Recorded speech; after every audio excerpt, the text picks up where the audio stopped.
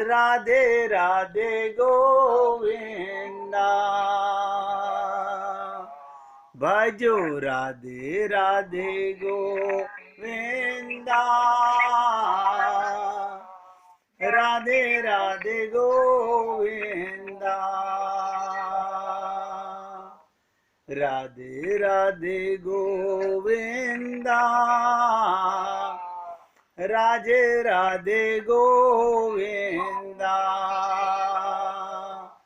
भजो राधे राधे गोविंदा,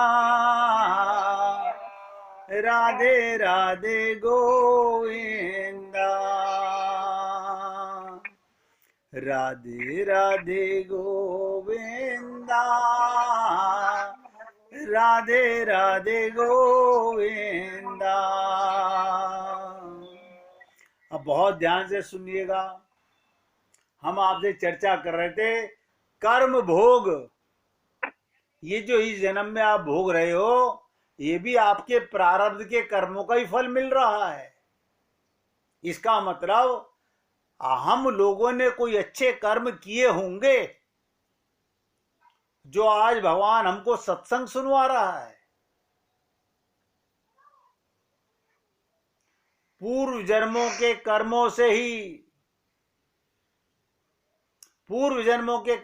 ही हमें इस जन्म में ये परिवार के संबंध मिलते हैं। माता पिता, भाई बहन, पति पत्नी, मित्र शत्रु, सगे संबंधी, संसार के जितने भी रिश्ते नाते हैं सब मिलते हैं, क्योंकि इन सबको हमें या तो कुछ देना होता है या इनसे कुछ लेना होता है। वैसे ही संतान के रूप में भी हमारे पूर्व जन्म के संबंधी आकर जन्म लेते हैं, जिसे शास्त्रों के अंदर 4 प्रकार के पुत्र बताए गए। पहला पुत्र ऋणानुबंध पुत्र। क्या मतलब? पूर्व जन्म का कोई ऐसा जीव जिससे आपने कर्जा लिया था, उसका किसी भी प्रकार से धन नष्ट किया हो, वो आपके घर में संतान बनकर जन्म लेगा और आपका धन बीमारी या व्यर्थ के कार्यों में तब तक नष्ट करेगा जब तक हिसाब पूरा ना हो जाए।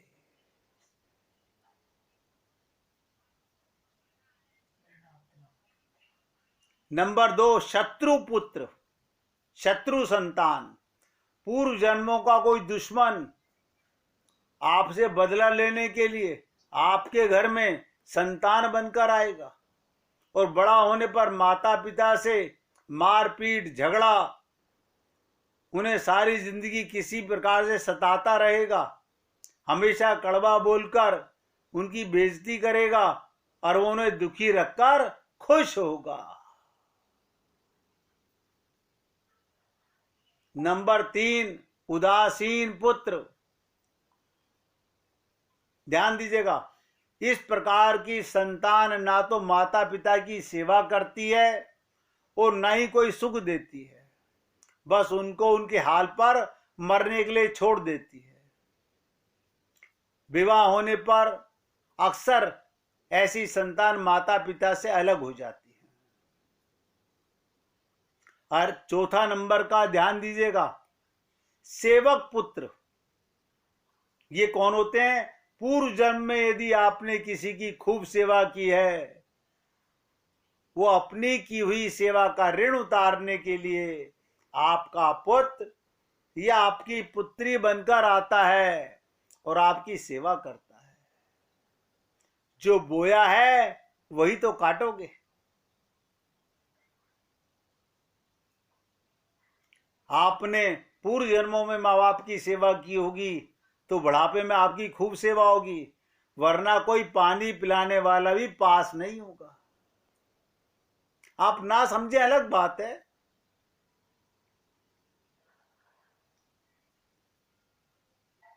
और ध्यान से सुनिएगा, ये सब बातें केवल मनुष्य पर ही लागू होती हैं। ऐसा क्यों?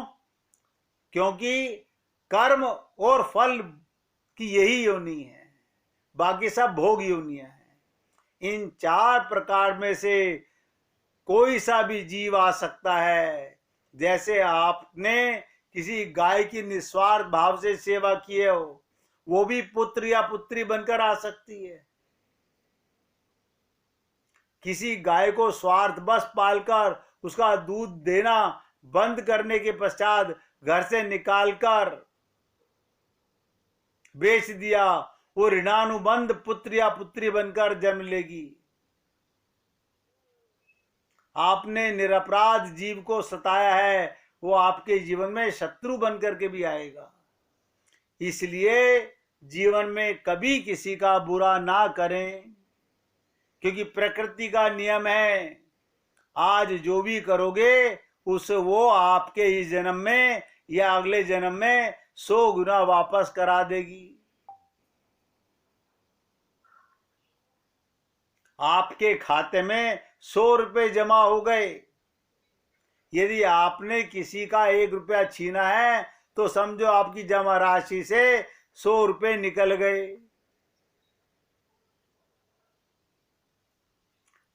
कभी हम लोगों ने सोचा नहीं हम कौन सा धन मां के गर्भ से लेकर आए थे, और हमारे दादा दादी जो यहां से चले गए वो कितना साथ ले गए, कितना सोना चांदी ले गए। मरने पर जो सोना चांदी धन दौलत बैंक में पड़ा रह गया, समझो व्यर्थ ही कमाया।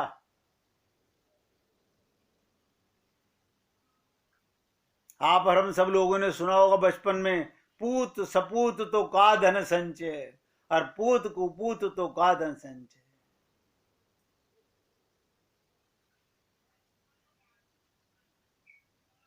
मैं मेरा तेरा, मैं मेरा तेरा, ये सारा धन यहीं का यहीं धरा रह जाएगा, कुछ भी साथ नहीं जाएगा।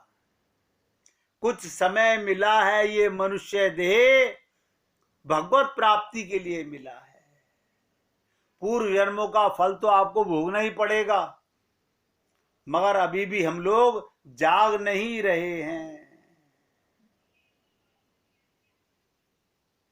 इसलिए कहा जाता है, कर्म का लेख मिटे नारे भाई, अरे मन तू लाख करे चतुराई। तो आज एक विशेष बात आप लोगों से चर्चा में आई। पहले अशरण होइए, मन को अंतःकरण को खाली कीजिए, फिर गुरु और भगवान की शरणागति कीजिए, उनमें मन लगाइए। ऐसा कभी नहीं हुआ संसार में आप एक ही मन में 50 को बिठा सकते हो, ये कंडीशन है भगवान की। संत महात्मा भी इशारा करते हैं, गोपियों के माध्यम से बताते हैं, आपको अनेक लीलाएं सुनाई जाती हैं।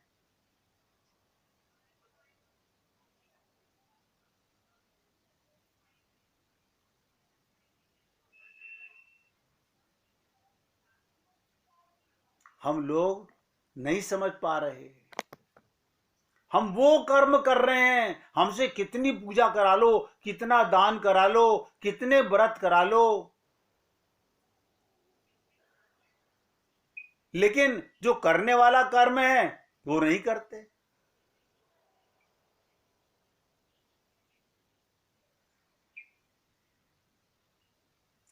क्या मतलब? ध्यान से सुनिएगा। निषिद्ध कर्मों का त्याग बहुत जरूरी है। संसार को भी चाहते हो और भगवान को भी चाहते हो, तो किया हुआ साधन व्यर्थ नहीं जाएगा, अब लाभ नहीं मिलने वाला।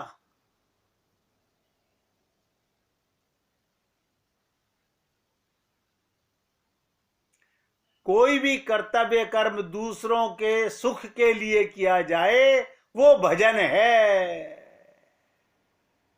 और अपने लिए किया जाए तो पाप है।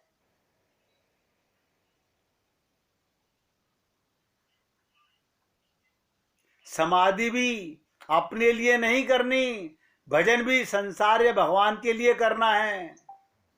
अपने सुख के लिए कर्म करने वाला राक्षस की श्रेणी में जाता है। कर्म शरीर से इंद्रियों से करना है और फल स्वयं देखिएगा, स्वयं चाहना क्या उचित है। सोचिएगा, आत्मा को तड़पना पड़ता है, कहां कहां शरीरों में जाती है। शरीर तो संसार का और संसार के लिए ही है, ये बात नोट कर लो। और आप शरीर नहीं हो। जिस दिन ये बात हमें हृदय में घर कर गई, उस दिन आपको तड़प होने लगेगी कि मेरा बहुत जा चुका, अब मैं जो बचा है उसे तो कम से कम केवल 2 कर्म, संसार की सेवा और भगवान के प्रेम में लगा दूं।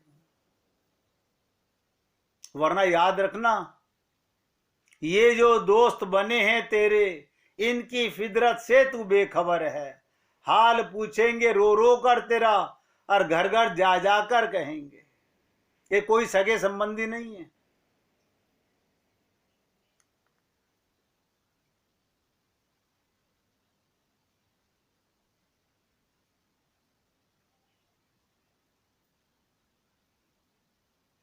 जो अपने शरीर का ध्यान नहीं, उसके शरीर का ध्यान परमात्मा करते हैं। जैसे मां बालक का पोषण करती है।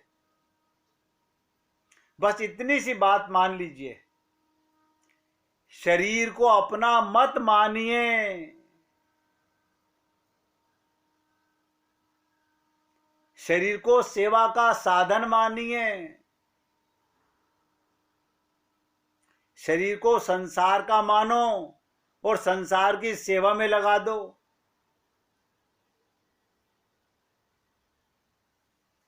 जिसकी सेवा करते हो उससे अपनापन हटा लो, तथा जिसका अपने नहीं मानते उनकी सेवा करो। दोनों का फल बराबर है। राम सुखदास जी कहते थे, जब तक ये जीव अपने को आत्मा ही नहीं समझेगा तो कितना ही भजन पूजन करते रहो, नतीजा ठन ठन गोपाल।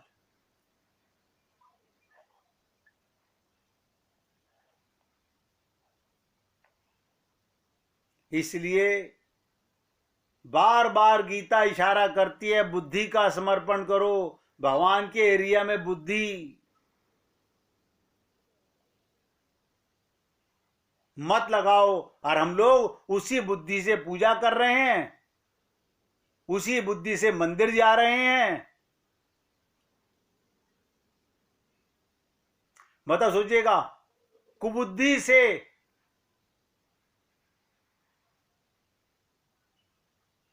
वही मन वही बुद्धि संसार में भी प्रेम कर रही है, वही मन बुद्धि गुरु और भगवान से भी प्रेम कर रही है।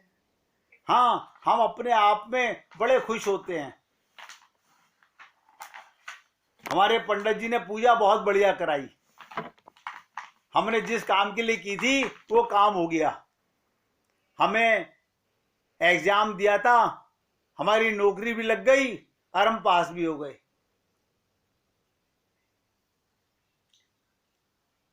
आज की बहुत गहरी बात सुनने, ध्यान से सुनेंगे। नंबर 1 मैंने कहा था कल श्रद्धा, और दूसरा कहा था मैंने शरणागति। और आज शरणागति में एक चीज और जोड़ दी, पहले अशरण हो तब शरणागति होगी।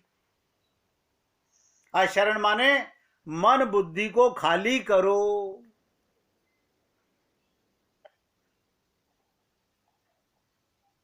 इसके बाद रिजल्ट आएगा, वरना रिजल्ट नहीं आएगा। अब आप सोचोगे इसके बाद रिजल्ट क्या आएगा वो भी बता दीजिए। पूछना चाहिए, अगर हम ऐसा करेंगे तो रिजल्ट क्या आएगा? अनर्थ की निवृत्ति होगी, अनर्थ समाप्त हो जाएगा। अनर्थ ये क्या होता है? अनर्थ क्या होता है?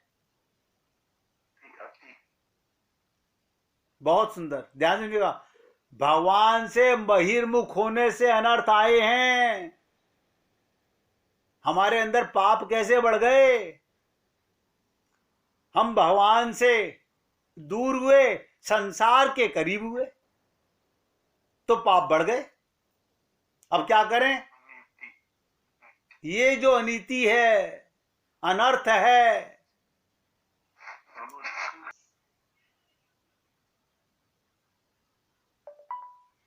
ये आवाज भी कमाल करती है। अब आ रही है ना? जब कोई मौके की बात आती है ना तो आवाज भी गायब हो जाती है। देखो कमाल की बात है। हाँ, आवाज भी अनीति उठा लेती है। तो हमने आपसे निवेदन किया, श्रद्धा विश्वास के साथ शरणागति होगी तो अनर्थ समाप्त हो जाएगा। अब मैं ये तो कह नहीं सकता, अभी तक हम जो कर रहे थे समझ लीजिएगा अनर्थ ही कर रहे थे। अनर्थ के कारण ही हम लोग 84 लाख योनियों में घूम रहे हैं।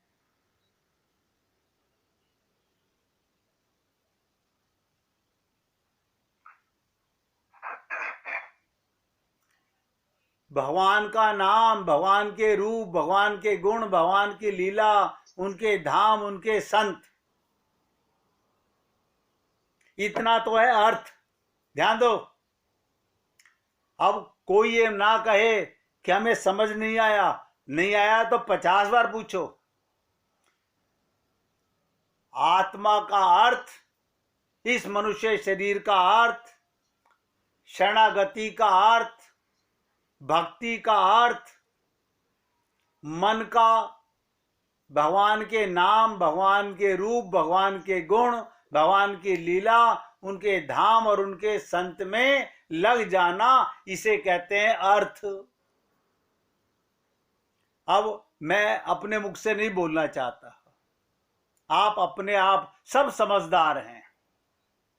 इन सब को छोड़कर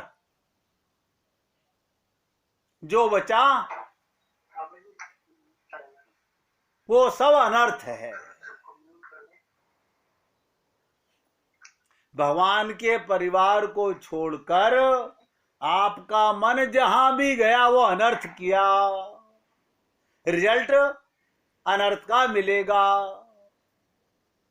आप कितना ही भगवान के सामने गिड़गिड़ाना, प्रभु जी मैंने इतना दान किया, मैंने इतनी सत्यनारायण भगवान की कथा की, मैंने इतने मंदिरों में टक्करें मारी, भगवान कहेगा मन का अटैचमेंट कहां था, बुद्धि कहां थी, वो अनर्थ किसका फल मिलेगा?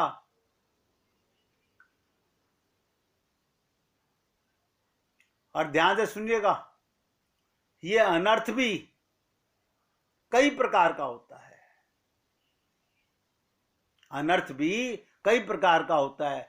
हालांकि आप कहोगे तो उस पर चर्चा कर सकते हैं, लेकिन जब ये इतनी सी बात से समझ आ गया, भगवान के परिवार को छोड़ के, मैं कहता हूं आपके परिवार में कोई भक्त है,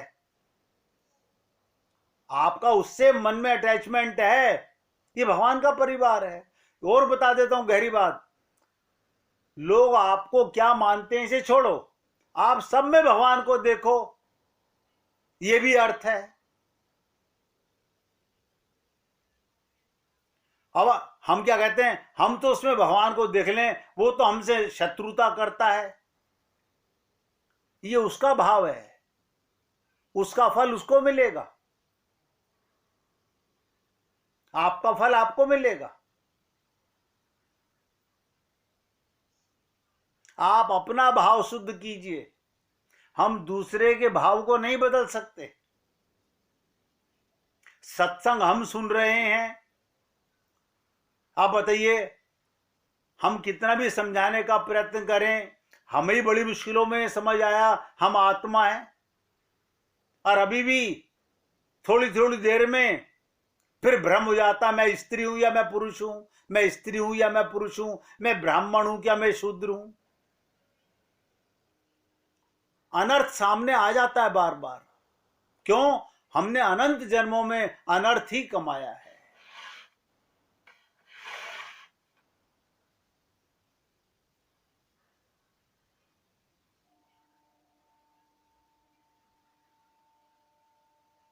इसलिए आप सब लोग भली प्रकार समझ रहे होंगे,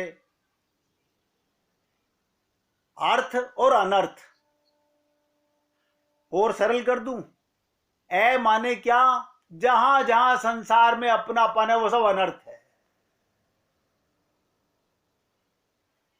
ए को हटा दो, सब में भगवान है, तो अर्थ हो गया।